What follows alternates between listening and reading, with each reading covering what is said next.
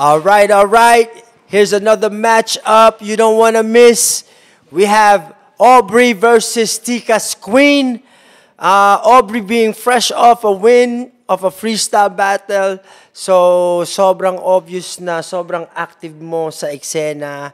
Nakikita ko kung saan-saang performances at saka battles, iba't ibang liga. Congratulations. Alam ko may mga bago ka pang parating na battles din besides dito. Ngayon, ng isang bising kagaya mo, hindi ka ba naaalarma na baka hindi ka maging preparado sa laban ninyo ni Tika's Queen? Ako, sa totoo lang, may moment ako na sa tagal kasi ng preparation, ako kasi yung tipo ng tao na parang sa tagal na uumay ako. Kaya ang ginagawa kung kailan malapit, doon ako nagsusulat kasi parang yung gigil ko, nakatuon pa din doon sa palapit na laban ko. Kasi kung matagal pala nagsulat na ako, baka yung sulat ko, para lang doon sa month na yon, gets mo ya, parang yun doon lang siya sa moment na yun eh. Kaya, pero papalag ako ya. Papalag daw siya. Papalag din. Papalag din. Okay, Tika's Queen, I like to hear that because pag nababasa ko kasi yung mga opinion ng iba, nasa advantage ang opinion ng mga tao. Minsan kay Aubrey, pag nakikita ko, ano mo masasabi mo sa mga tao na hindi ka binibigyan ng chance na hindi pa naman nag-uumpisa? May mga sinasabi na sila. Para sa akin, itong battle na to, medyo advantage to sa akin kasi nga medyo matagal yung preparation day. Sa mga nakaraang battle ko kasi, sobrang dami kong ginagawa sa bahay, sa school, tapos trabaho. Kaya medyo nahihirapan ako. Pero dahil ngayon matagal yung prep, abangan nyo yung bagong Tikas. Malabong mag-choke ako dito. Yun lang. Tika's Queen, isa ka rin sa prominent, you have potential sa mga songs na sinusulat mo. Besides battle rap, ano pa sa hip-hop yung...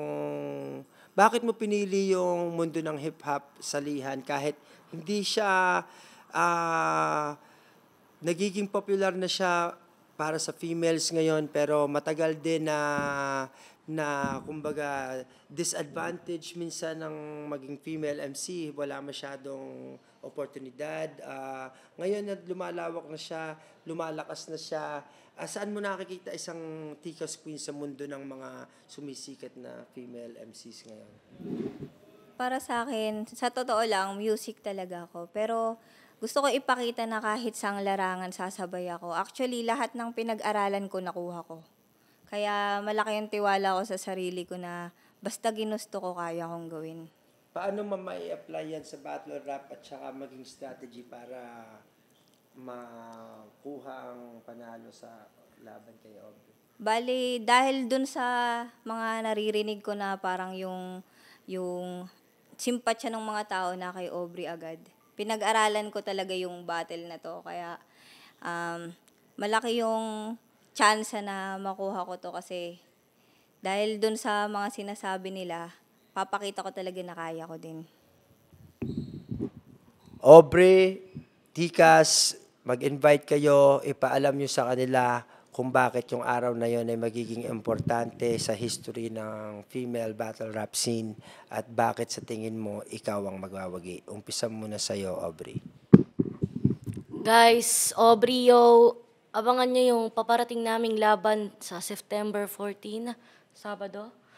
Ayan, makikita nyo yung preparadong Tikas laban sa Aubrey na kupal. Yeah, manood kayo guys.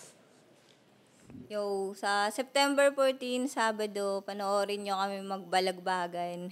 Papakita ko na hindi lang ako pan-jokes. Papakita ko na ito na yung preparadong Tikas na inaabangan nyo, tapos inaabangan niya din, Yeah. Sila na nagsabi noon. Abangan, kita-kits, Sunugan HQ, sabunutan sa Sunugan, September 14. Yee! Araw na naman ang sunugan, matira matibay, tuloy-tuloy ang labanan. Araw na naman ang sunugan, tagisan ng utak sa freestyle at mga